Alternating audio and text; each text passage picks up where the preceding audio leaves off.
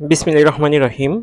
20শে August 2025 অর্থাৎ আজকেই HSC অ্যাডমিশনের ফলাফল জানা যাবে। আর রাত ৮টার সময় প্রথম ধাপের ফলাফল প্রকাশিত হবে। তো এইটা মঙ্গলবার, গত মঙ্গলবার 19শে আগস্ট মাধ্যমিক ও উচ্চশিক্ষা বোর্ড এই তথ্যটি নিশ্চিত করেছে। তো ভর্তি কমিটির সদস্যরা জানান, দেশের সব কলেজ ও মাদ্রাসায় কেন্দ্রীয়ভাবে একাদশ শ্রেণীর আবেদন নেওয়া হচ্ছে। প্রথম ধাপে গত 30 জুলাই থেকে 15ই আগস্ট রাত 8টা পর্যন্ত শিক্ষার্থীরা অনলাইনে আবেদন করেছেন। এইচএসসি ও আলিম পর্যায়ে এই আবেদন কার্যক্রম পরিচালিত হলেও কারিগরি শিক্ষা প্রতিষ্ঠানে ভর্তির জন্য আলাদাভাবে প্রক্রিয়া অনুসরণ করা হয়। ফলাফল যেভাবে জানা যাবে। প্রথম ধাপে আবেদন শিক্ষার্থীরা রাত 8টার পর একাদশ শ্রেণী ভর্তি বিষয়ক ওয়েবসাইটে গিয়ে ফলাফল জানতে পারবেন। ফলাফলে নির্ধারিত কলেজ বা মাদ্রাসায় ভর্তির জন্য মনোনীত শিক্ষার্থীদের তালিকা প্রকাশ করা হবে। যেসব শিক্ষার্থী নির্বাচিত কলেজে ভর্তি হতে ইচ্ছুক তাদের নির্ধারিত সময়ের মধ্যে অনলাইনে নিশ্চয়ন করতে হবে।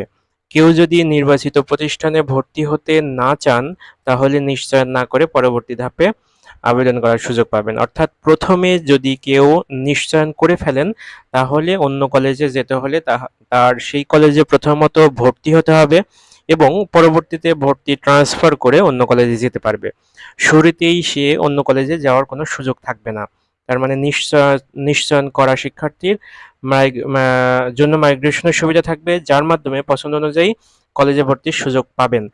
আর আপনি যদি মনে করেন যে আপনার পছন্দ মতো কলেজ বা আপনি যেই কলেজে ভর্তি হতে চান সেই কলেজটি আসেনি, তাহলে অবশ্যই সেই কলেজে ভর্তি না হয়ে আপনি অপেক্ষা করতে পারেন দ্বিতীয় ধাপের জন্য। তো দ্বিতীয় ধাপে যখন পছন্দের কলেজ আসবে সেই ক্ষেত্রে আপনি দ্বিতীয় ধাপের কলেজে ভর্তি হতে পারবেন। কিন্তু প্রথম ধাপের কলেজে যদি আপনি নিশ্চয়ন করে ফেলেন সেই ক্ষেত্রে এটা একটা সমস্যা হয়ে যাবে। আর প্রথম ধাপের যেই কলেজে আবেদনের যেই ফলাফল সেটা ওয়েবসাইটে জানতে পারবেন আপনার যে ইউজার আইডি পাসওয়ার্ড আছে সেটার মাধ্যমে, অথবা যেই কলেজের বিভিন্ন ওয়েবসাইট আছে বা পেজ আছে সেখানেও কলেজ কর্তৃপক্ষ জানিয়ে দেবে।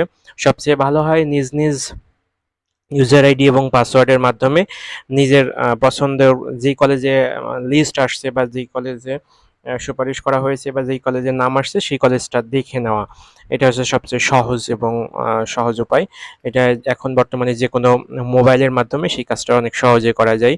যদিও এটা 8টা থেকে বললেও এটা হয়তোবা দেখতে আরও সময় লাগতে পারে বা সার্ভারের কারণে একটু সময় বেশি লাগতে পারে।